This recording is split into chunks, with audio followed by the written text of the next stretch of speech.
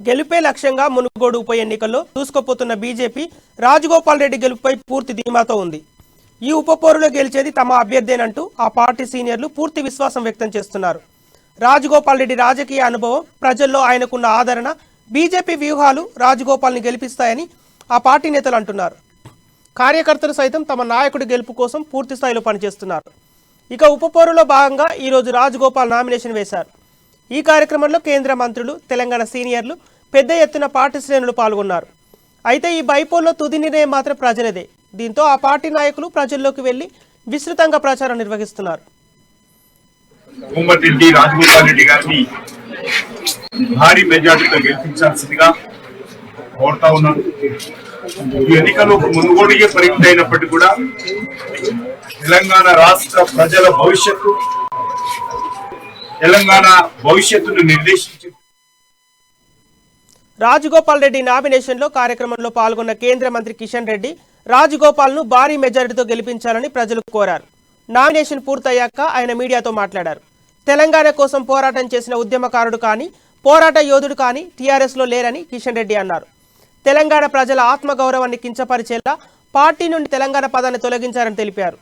ఈ అహంకారాన్ని దెబ్బతీయడానికే మునుగోడు ప్రజలు సిద్ధంగా ఉన్నారని కిషన్ రెడ్డి తెలిపారు.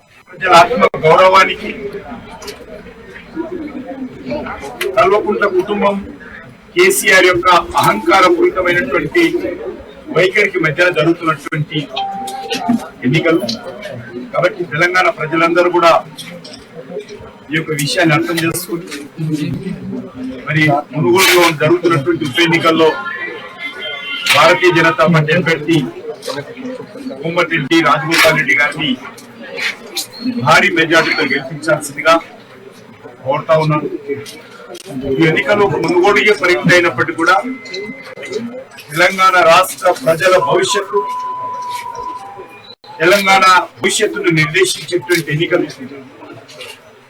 పూర్తిగా గత 9 సంవత్సరాలుగా అవినీతితో, అక్రమాలతో, నియంత్రితపు ఆలోచనలతో ఈరోజు ఒక కుటుంబ పరిపాలన తీసుకొస్తున్నటువంటి, కుటుంబ పరిపాలన తెలంగాణ ప్రజల మీద రుద్దుతున్నటువంటి ఈ యొక్క కల్వకుంట్ల కుటుంబానికి బుద్ధి చెప్పాలి. నామినేషన్ కార్యక్రమానికి ముందు నిర్వహించిన ర్యాలీ విజయయాత్రలాగా ఉందని బండి సంజయ్ అన్నారు. ఎక్కడ చూసినా అందరి చేతిలో పార్టీ జెండా కనిపిస్తే టీఆర్ఎస్ నాయకుల చేతుల్లో మాత్రం మందు గ్లాసు కనిపిస్తుందని విమర్శించారు. ఫామ్ హౌస్, ప్రగతి భవన్ నుండి కేసీఆర్ను మారుమూల లంకపల్లికి తీసుకొచ్చిన ఘనత రాజగోపాల్ రెడ్డిదే అని అన్నారు. కేసీఆర్కు గుణపాఠం చెప్పడానికి మునుగోడు ప్రజలు సిద్ధంగా ఉన్నారని తెలిపారు.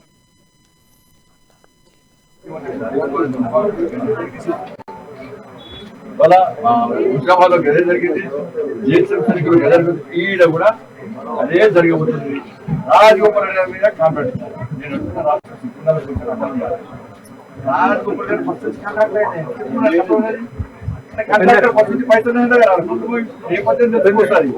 మరి మీద నీ పిచ్చ మంత్రి ఏముంది కదా, నీ రథాన్ని గుంజుకోపాయా గాలి నీ రథాన్ని గుంజుకోపాయా ఫైనాన్స్ మంచిగా గ్రామీణ బ్యాంకులు వచ్చి నీ కార్లు గెలవలి చూసి నువ్వు చేసి కార్లు తీసుకుపోయా. మరి అలా విమానం 100 కోట్లు 1,000 కోట్లు ఎంత వచ్చినాయి, లక్షల కోట్లు వచ్చినాయి. దుబాయ్లో, మస్కట్లో, లండన్లో, ఇండియాలో పైసలు చచ్చగ్రాను. నీ కుటుంబం లిక్కర్ స్కాము, డ్రగ్ స్కాము, చీకొండి ప్రవీణ్ స్కామ్, ఇవన్నీ స్కామ్ కదా నీ కుటుంబం అడ్డగోలు వాస్తాం కదా. దాని మీద చచ్చగ్రాను అడుగుతుంది డబుల్ బెడ్రూమ్